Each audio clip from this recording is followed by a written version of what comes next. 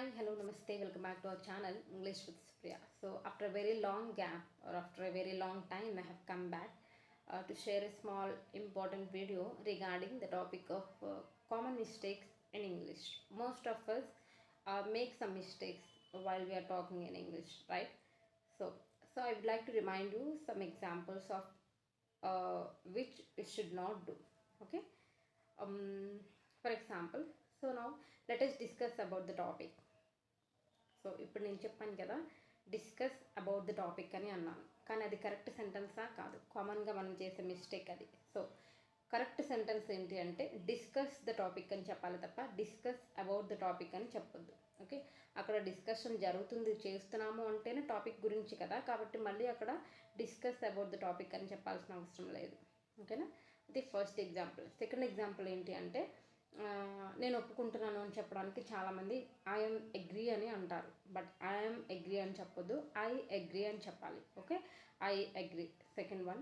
And third one వచ్చేసి ఏంటి, జనరల్గా నాకు తెలియదు అని చెప్తామనుకోండి, ఇంగ్లీష్లో ఏమంటాము, ఐ డిడెంట్ న్యూ అని అంటారు, బట్ ఐ డిడెంట్ న్యూ అని అనొద్దు, ఐ డిడెంట్ నో అని చెప్పాలి. ఓకే, అక్కడ V1 వర్బ్ యూస్ చేయాలి, no, I didn't know, KNOW. Okay, నాకు తెలియదు అని చెప్పడానికి. అండ్ ఫోర్త్ వన్ ఏంటి అంటే ఇంకొక ఎగ్జాంపుల్, అతను మా అన్నయ్య అని చెప్పడానికి హీఈస్ మై కజిన్ బ్రదర్ అని చెప్తారు, బట్ అక్కడ కజిన్ బ్రదర్ అని చెప్పొద్దు, హీఈస్ మై కజిన్ అని చెప్పండి, లేదంటే బ్రదర్ అని చెప్పండి, అంతేగాని రెండు కలిపి చెప్పొద్దు. It's a blunder, common mistake in English. Okay, తర్వాత నా బుక్ వెనక్కి తిరిగిది అని అంటాం కదా, జనరల్గా ఇంగ్లీష్లో ఎలా అంటారు, రిటర్న్ బ్యాక్ మై బుక్ అని అంటాం, అవునా? మరి అది కరెక్టా? కాదు, రిటర్న్ మై బుక్ అని చెప్పాలి. ఓకే, రిటర్న్ మై బుక్ అని చెప్పాలి. రిటర్న్ అంటేనే వెనక్కి తిరిగి ఇవ్వడం కదా, మళ్ళీ రిటర్న్ బ్యాక్ మై బుక్ అని అనొద్దు, రిటర్న్ మై బుక్ ప్లీజ్ అని అంటే సరిపోతుంది. ఓకేనా? సో ఇలా కనుక మీరు ఇంగ్లీష్ నేర్చుకున్నట్లయితే ప్రాక్టికల్గా ఆలోచించండి, చిన్న చిన్న తప్పులు చేయకుండా మాట్లాడితే మనం ఇంగ్లీష్లో పర్ఫెక్ట్ అయిపోతాం. ఇలాంటివి చాలా సెంటెన్సెస్ ఉన్నాయి, కానీ నేను చాలా రోజుల తర్వాత వీడియో చేస్తున్నాను కాబట్టి ఒక చిన్న వీడియో మాత్రమే చేయడం జరిగింది. అలాగే ఇప్పటివరకు మన ఛానల్లో 1.833K సబ్స్క్రైబర్స్ ఉన్నారు. సో ప్రతి ఒక్కరికి పేరు పేరున థ్యాంక్ యూ చెప్పుకుంటున్నాను.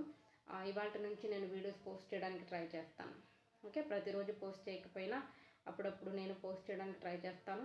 Please stay tune and don't forget to like your video, and also if you are watching it for the first time, please subscribe to our channel English with Supriya.